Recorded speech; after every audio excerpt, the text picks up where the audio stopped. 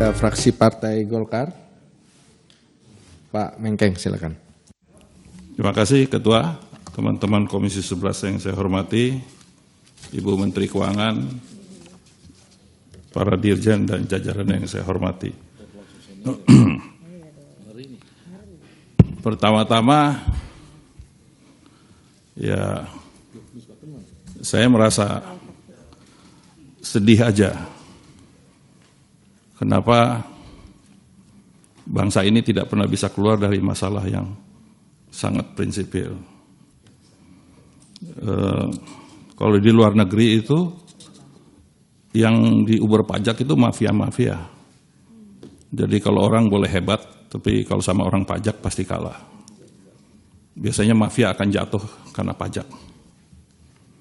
Yang saya sedihnya karena apa? Karena di sini yang mafianya ada di dalam pajak itu. Saya tidak mengatakan semua dirjen pajak ya. Oknum-oknum ini.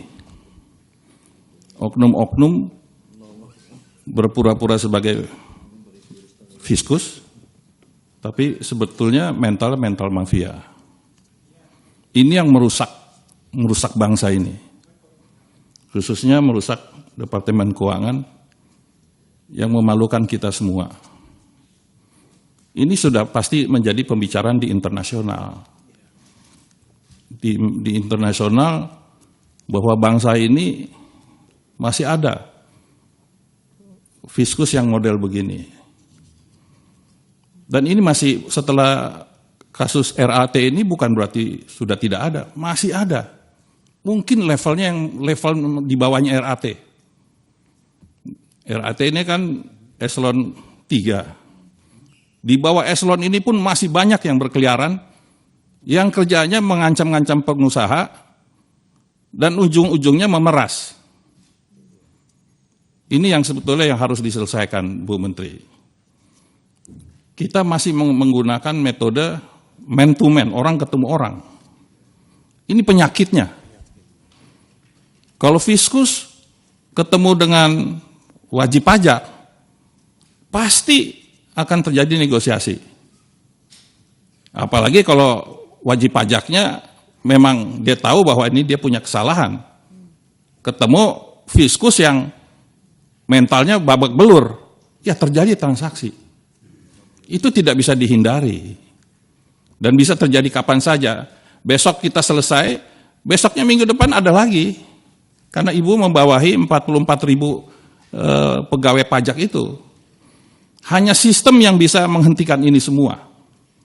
Sistemnya apa? Ya digitalisasi. Masa orang saya hebat-hebat di Departemen Keuangan, di Dirjen Pajak nggak bisa membuat sistem yang kayak gini? Ini masalah mau atau tidak aja. Kalau kita nggak bisa buat sendiri, kita minta dari luar negeri suruh buatin sistemnya. Murah kok buat sistem-sistem begitu. Yang penting WP itu sudah tidak lagi ketemu dengan si fiskus. Itu nanti kalau udah nggak jadi menteri, Ibu, kalau sistemnya masih begini, pasti muncul lagi. Gayus begitu meledak, sekarang RAT, dan masih banyak menurut hemat saya yang model-model RAT. Banyak itu tidak dominan, yang lebih dominan lebih banyak, yang baiknya pun lebih banyak. Pegawai pajak yang baik-baik, yang benar-benar juga banyak itu. Tapi mereka akibatnya perbuatan RAT, muka mereka tercoreng semua, termasuk muka Ibu Menteri, tercoreng mukanya. Sampai-sampai Ibu naik Alphard aja disorot. Yang naik Alphard kayak Ibu itu bukan hanya Ibu, Bu. Seluruh menteri, seluruh pengusaha banyak saya lihat, Bu. Turun dari pesawat langsung nyelonong ke bawah, saya lihat di bawah ditunggu. Cuma sekarang karena Ibu lagi diserang, ya sekarang apapun yang Ibu lakukan, Bu Menteri, pasti disorot. Netizen. Jadi ini istilahnya kalau orang Betawi bilang lagi apes Ibu nih. Bener. Ya saya lihat di foto di media sosial sih, potongannya sama gitu. Kecuali mata saya udah ini, gitu loh. Jadi ini yang kena apes Bu Menteri.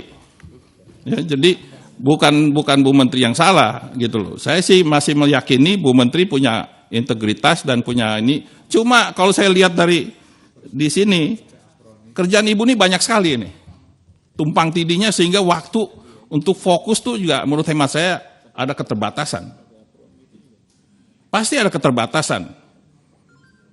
Lagi sibuk-sibuk ngurusin bea cukai, pajaknya berantakan. Ininya rusak, yang di jalan yang lainnya, itulah manusiawi, Bu. Jadi menurut hemat saya yang harus diperbaiki sistem. Ganti sistem, Bu.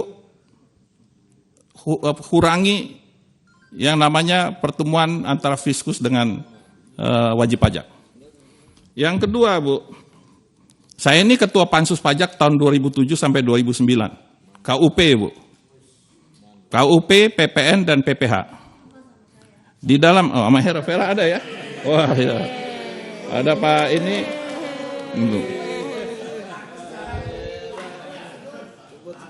Saya masih ingat di salah satu pasal itu ada pembentukan Komite Pengawas Perpajakan.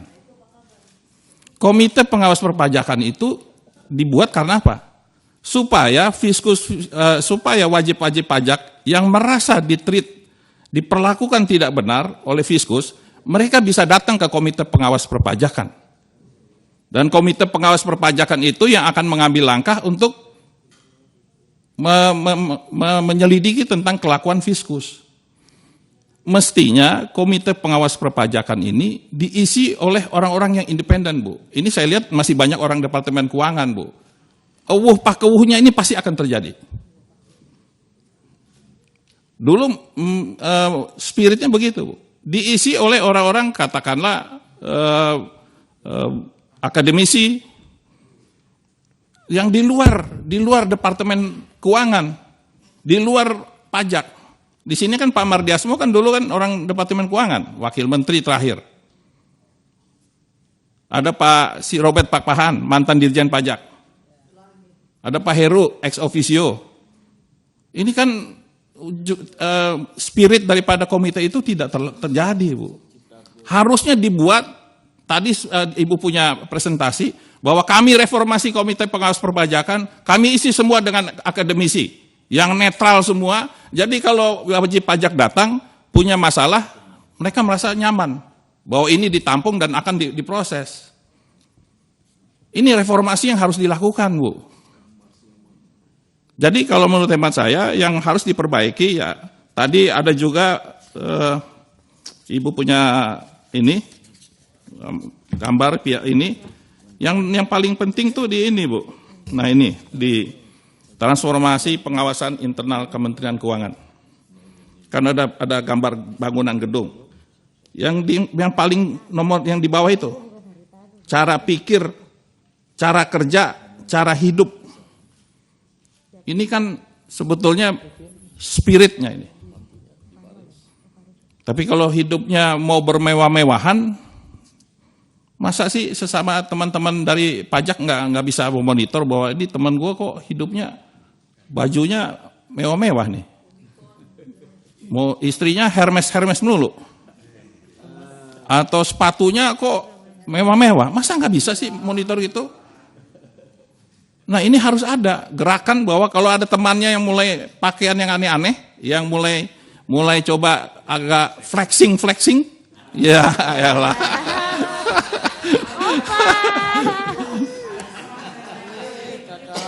Langsung. Flexing and reflexing. Iya, flexing and reflexing.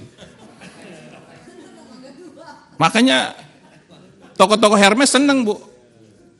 Senang mereka di luar negeri yang datengin yang orang-orang yang duitnya nggak berseri, yang nggak mikir kalau belinya. Masa nggak bisa monitor gaya hidup? Nah ini yang sebetulnya benar ini, cara pikir, cara hidup sederhana segala macam itu benar. Ini yang membuat rakyat itu kesal gitu loh. Gila ini yang namanya RAT, punya rumah di Simpruk saya dengar ada 65 miliar. Saya mikir kapan gue bisa punya rumah ini aja nggak pernah bisa berpikir, Bu. Gitu loh. Iya, punya rumah di Jogja begitu hebat, gila. Iya, saya dulu ketua Banggar, rumah saya masih di Bintaro, Bu, sama kayak Ibu Menteri, gitu loh. Itu mah daerah murahan, Iya. Iya makanya. Itu yang diminta yang Gitu diminta. loh. Apalagi. Jadi ya saya melihat bahwa Ibu ya, ini yang rakyat kesal itu adalah cara hidup yang tidak wajar. Ya dibuka oleh Tuhan dengan cara itu. Anaknya ribut, akhirnya orang tuanya yang kena. Kalau saya lebih berpikir, saya bilang sama anak-anak saya, kalau kita makan uang haram kebanyakan, akan dibuka oleh Tuhan dengan cara yang demikian. Kebanyakan dia makan uang haramnya itu. Iya. Jangan dikutip itu. Kalau makan uang haram kecil-kecil ya oke lah. Jangan dikutip itu. Maksudnya boleh, nggak boleh Ini- banyak-banyak gitu. Makan uang haram sampai begitu berlebih, akhirnya Tuhan marah. Itu mas standar di dalam nilai hidup itu. Nggak ada juga di dunia ini yang malaikat, nggak ada di dunia ini malaikat. Gitu loh. Tapi juga jangan jadi setan benar. Gitu loh. Jadi menurut hemat saya Bu, kalau saya yang 349 itu triliun, saya nggak terlalu percaya. Saya nggak yakin bisa begitu uang besar dimainkan oleh orang Departemen Keuangan, saya nggak yakin. Biasanya PPATK setiap ada kecurigaan transaksi yang mencurigakan, dia langsung tulis surat. Dan orang yang mendapatkan surat itu harus datang ke PPATK mempresentasikan underlying daripada transaksi ini. Tapi kalau dari 2009 ditumpukin sampai sekarang dan nggak jelas ini jenisnya apa, ini memang menurut saya ini hanya mendiskreditkan Departemen Keuangan. Nggak yakin saya Departemen Keuangan sampai bermain dengan hal-hal yang kecil begini. Nggak mungkin. Tapi kalau yang 3,3 triliun itu perlu diperhatikan yang tadi itu. Itu bisa terjadi. Tapi kalau ratusan triliun saya nggak yakin. Itu pasti ada korporasi yang in and out, dihitung semua jumlahnya menjadi besar. Jadi intinya itu Bu.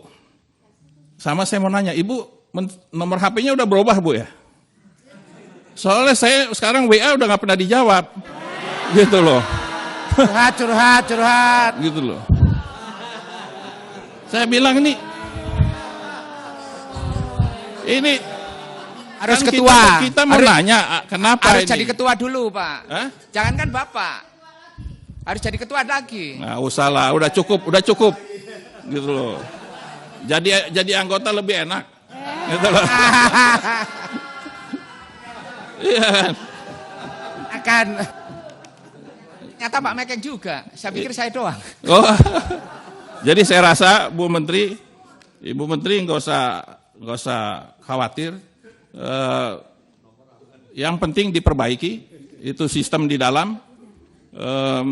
Usahakan sekarang digitalisasi saja, Bu. Dan digitalnya dibikin mudah supaya wajib pajak juga tinggal ngisi gampang. Dibuat tidak ada lagi pertemuan antara Fiskus dengan wajib pajak. Kalau yang soal 343 triliun itu Ibu jelaskan saja bahwa ini tidak ada urusan dengan Departemen Keuangan, yang ada Departemen Keuangan yang ini ditindaklanjuti, yang lain serahkan kepada aparat hukum. Jadi supaya gaduh ini selesai, bisa berpikir ke depan yang lain. Saya rasa ini saja Bu Menteri, sekian dan terima kasih. Assalamualaikum warahmatullahi wabarakatuh. Salam. Terima kasih Pak Mengkeng.